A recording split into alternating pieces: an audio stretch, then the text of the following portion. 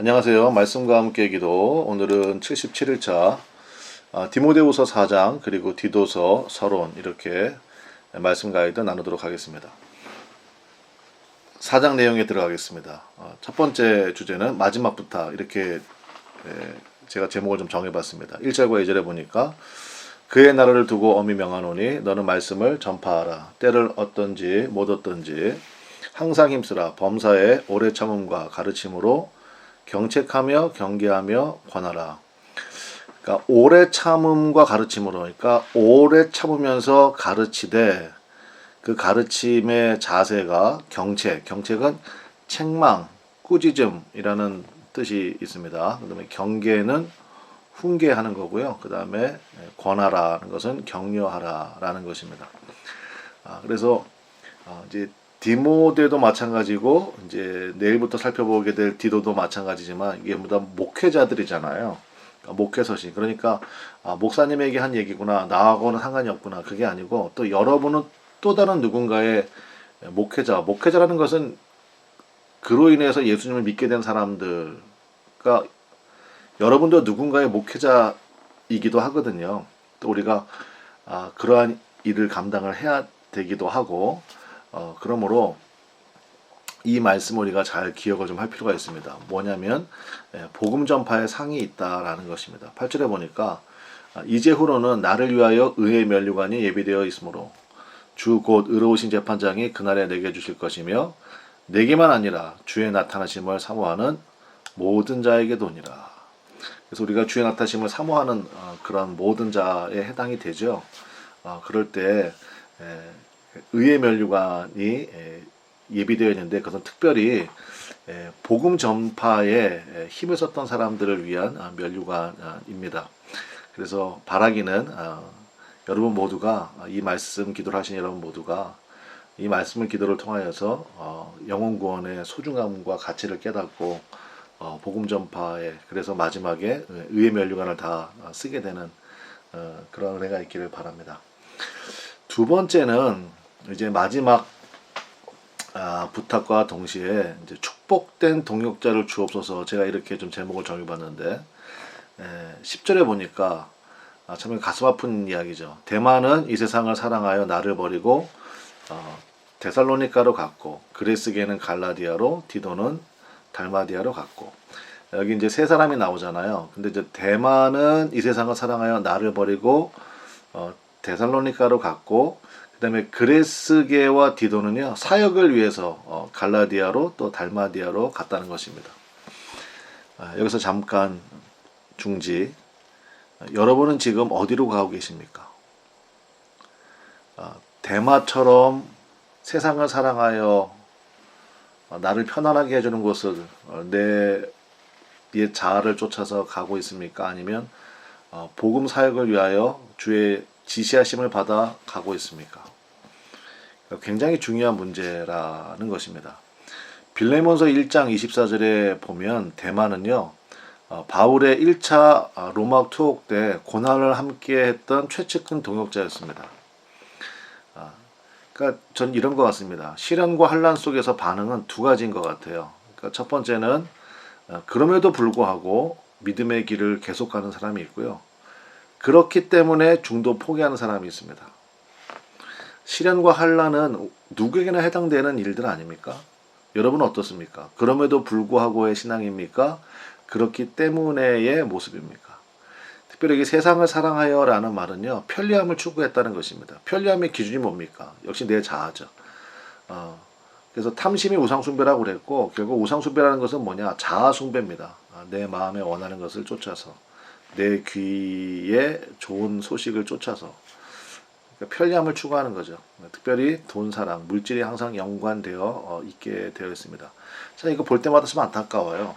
그러니까 복음의 사총사라고 불리는 사람 중에 한 사람이 데마였는데, 아리스타고, 누가, 마가, 데마 이렇게 사총사였는데 참 안타까운 모습입니다.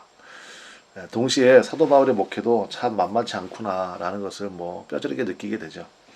자, 그 다음에 두 번째 내용에 보면 11절인데 또 위로를 주는 분들이 있습니다. 누가만 나와 함께 있느니라. 내가 올 때 마가를 데리고 오라. 그가 나의 일에 유익하니라.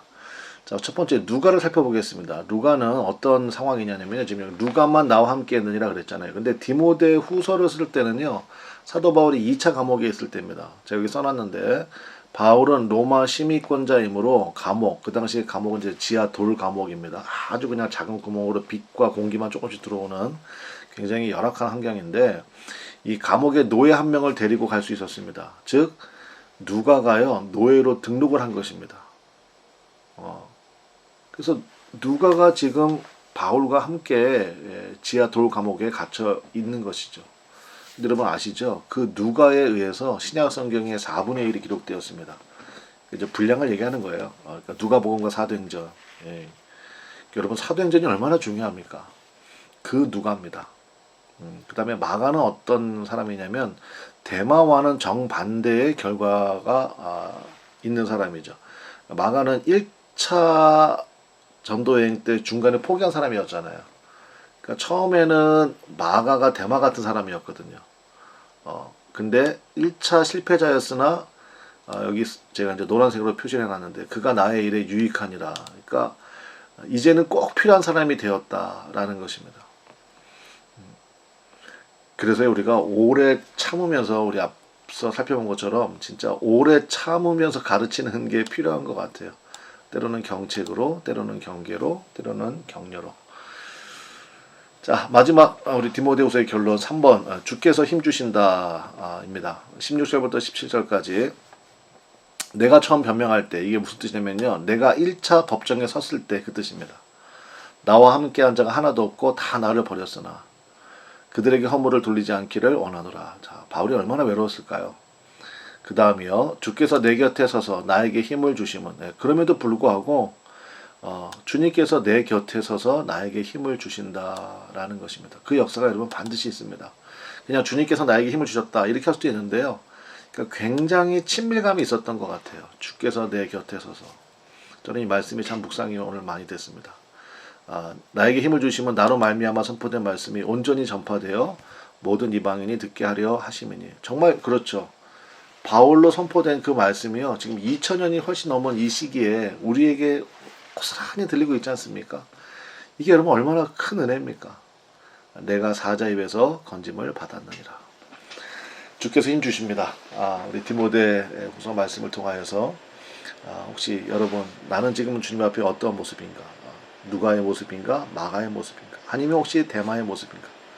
한번 자신을 점검하는 기회가 되시기를 바라고 그럼에도 불구하고 내 곁에 서서 힘주시는 그 주님을 바라보는 은혜가 있으시기를 간절히 바랍니다.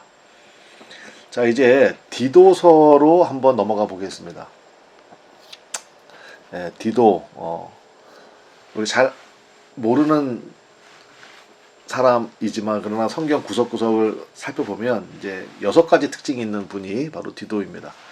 첫 번째 특징은 뭐냐면 헬라인입니다. 디모데도 헬라인인데 근데 반만 헬라인이잖아요. 아버지는 헬라인이고 어머니는 유대인이고 그러니까 혼혈이 디모데였는데 디도는요 100% 헬라인입니다. 갈라디아서 2장 3절에 보면 나오고요. 그 다음에 두 번째 특징은 뭐냐면 바울과 함께 예루살렘 회의에 참석했습니다. 그때 바울, 바나바, 디도 그러니까 굉장한 영적 담대함과 또 대표성이 있었다 이렇게 볼 수가 있겠습니다. 갈라디아서 2장 1절에 나오고요. 그 다음에 고린도에서 사역도 했었고요. 그 다음에 고린도 후서를 전달한 사람이 디도입니다. 근데 여러분 아시죠? 이 고린도 지역이 굉장히 문제가 많은 지역이라고 그랬잖아요. 그러니까 참 힘든 지역에서 목회를 했던 그러한 사람이 디도였다라는 것을 알 수 있고요. 그 다음에 네 번째 로마 감옥에서 1차로 석방된 바울은 그게 이제 옥중서신이라고 그랬죠. 그때는 이제 가택 연금 정도의 수준이었으니까 1차로 석방되고 한 2년 정도 자유가 있었는데요. 그때 바울은 디도와 함께 이제 이곳 그레데에서 복음 사역을 한 것으로 보입니다. 그리고 그 뒤 디도는 이제 바울이 너는 이곳에 남아 있으라, 이곳에서 목회를 해라. 그래서 그레데에 남아서 계속 목회를 했습니다. 교회를 세우고. 다섯 번째, 바울이 급하게 자신 있는 니고볼리로 올 것을 요청받기도 하였습니다. 니고볼리가 어디냐면 고린도에서 북서쪽으로 120km 정도에 위치한 곳입니다. 승리의 도시 라는 그러한 이름이 붙은 곳인데, 근데 여기에 급히 와라. 그래서 또 디도가 그것으로 달려가기도 하고요. 그 다음에 마지막에는요, 바울의 당부로 달마디아가 어디냐면 지금의 유고슬라비아 지역입니다. 유고 연방이 있잖아요. 거기에서도 복음 사역을 하였습니다. 디모데후서 4장 10절에 나오는데, 그러니까 이 전체적인 내용을 봤을 때 저는 디도가요, 전천후 사역자인 것 같아요. 특별히 굉장히 힘든 지역이 있죠. 문제 많은 지역은요, 디도입니다. 그래서 영적 사자와 같은 사람이 누구냐, 디도. 디모데는 좀 뭐랄까요, 에베소 교회는 그 당시 가장 큰 교회였거든요. 그러니까 거기는 이제 디모데에게 맡겼지만, 우리 디도는요, 그러니까 저에게 만약에 누가 디도하고 사역하시겠습니까? 디모데하고 저는 디도 안 들어보고 디도죠. 그러니까 전천후 사역자. 그러니까 구약에 갈렙이 있다면 신약에는 디도가 있다. 저는 그렇게 생각이 들 정도로 강력한 믿음의 사람입니다. 그래서 여러분, 일단 내 자신도 하나님 보시기에 전천후 사역자 같은 그런 모습이 있기를 원하고, 또 여러분에게 디도 같은 그런 동역자가 함께 하기를 간절히 기도하고 또 축복하는 바입니다. 그래서 디도고요. 자, 그 다음에 그레데 섬은 이제 그 현재 지명은 크레타 섬입니다. 크레타 섬. 그래서 그리스의 제주도로 불리는 지중해상의 큰 섬이고 굉장히 아름다운 지역이래요. 그래서 거기 항구 있잖아요. 미항이라고. 미항이라고 이름 붙은. 그러니까 진짜 아름다운 밑자를 씁니다. 그래서 미항. 그레데인데, 근데 이제 굉장히 풍부하다 보니까, 여러분, 그러니까 물질적으로 풍부하다 그러면 영적으로는 굉장히 빈약하는 경우가 굉장히 많잖아요. 예수님 없으면. 여기도 마찬가지라는 거죠. 구약에서는요, 갑돌이라고 나옵니다. 신명기 2장 13절에 갑돌로 나오고, 거기서 바로 이제 블레셋이 시작됩니다. 블레셋 아시죠? 골리앗이 대표적인 인물인데, 그러니까 이 블레셋 사람들이 원래 갑돌 출신인데, 원래는 이 사람들이 이집트를 점령하려고 가다가 잠깐 머물렀는데 그냥 거기에 정착해서 그 사람들이 블레셋 사람이 된 것입니다. 다윗 시대에 굉장히 힘들게 했던 그런 사람들이죠.